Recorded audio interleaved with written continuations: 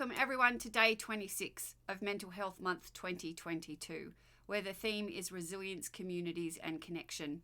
And over the month I've been talking to this theme in this series, Resilience to Recovery.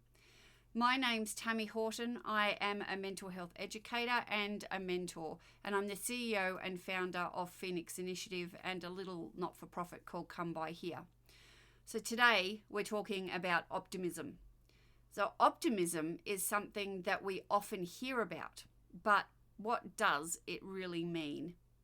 So let's start with where you're normally at. So are you super optimistic? Are you mostly optimistic? Are you mostly pessimistic or very pessimistic? Now think about how motivated you generally are. What we find is that motivation and optimism are directly related to one another. So people who are very pessimistic tend to struggle with motivation. The more optimistic you are, the more motivated, but only up to a certain point.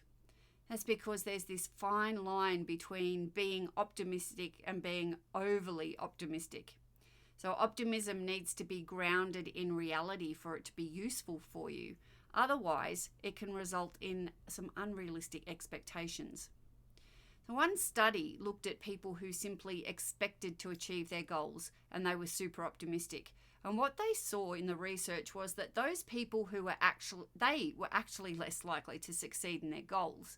What the researchers realized was that simply having a positive image of what you want to achieve on its own is not enough, and it doesn't help you to realize your goal.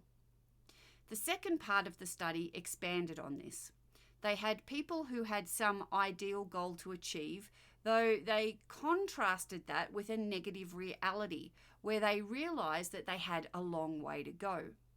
The people who recognized that they had a long way to go resulted in stronger motivation, in turning the goal into reality. So this is because having an overly positive expectation actually drains your energy, as you're likely to feel that you should easily be able to reach it.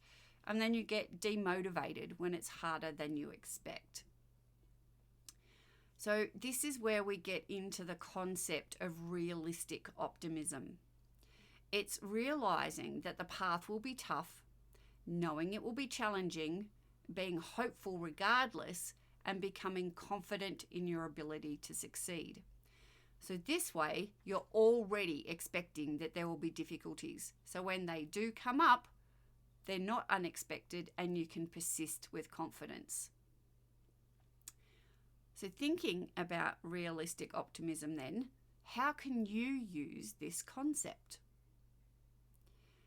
Having a realistic sense of hope for the future comes from knowing where you're going, how you're going to get there, and having done your research. So to strengthen this, we need to be able to handle challenges, questions, and criticism. So this is how you develop resilience confidence. And this includes 1, being committed to your actions. 2, having firm values, principles, and beliefs. 3, being decisive and trusting your own judgment, built on research and preparation. 4, believing in your own self-worth. And 5, being able to bounce back quickly from mistakes. But what does this actually mean for us? Well, it means that when you're challenged externally by someone or something, your impulsive brain checks with the smart brain if it should panic. The smart brain replies, yeah, we've considered this and it's not a threat. And the result is you stay calm, you can think clearly on how to respond, and this sets you up to face many different types of challenges along the way with confidence.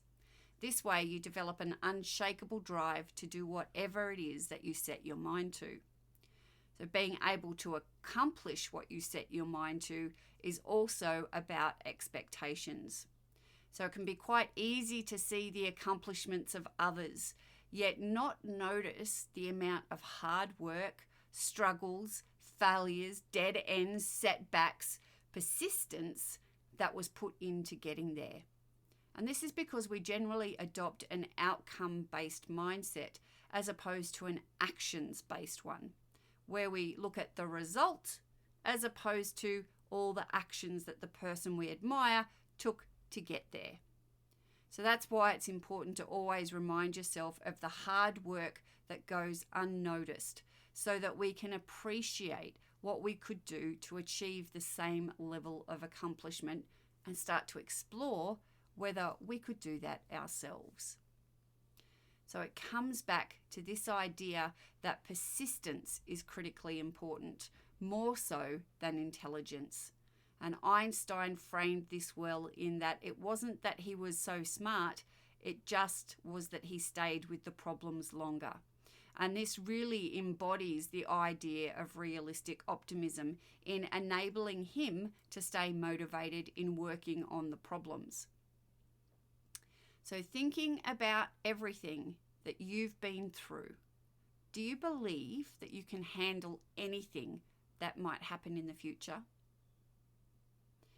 Exploring your own beliefs, drawing from your past, and preparing for the future all helps to build a realistic sense of optimism. Tenacity also builds your ability to grow from all the adversity that you faced in life. And it's a conscious decision not to give up, not to let anyone or anything get you down. So this is the key phrase to remember. Know the path will be tough, but be hopeful regardless.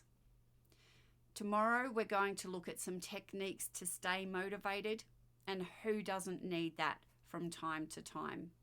So until then, remember to always be a phoenix. Bye for now.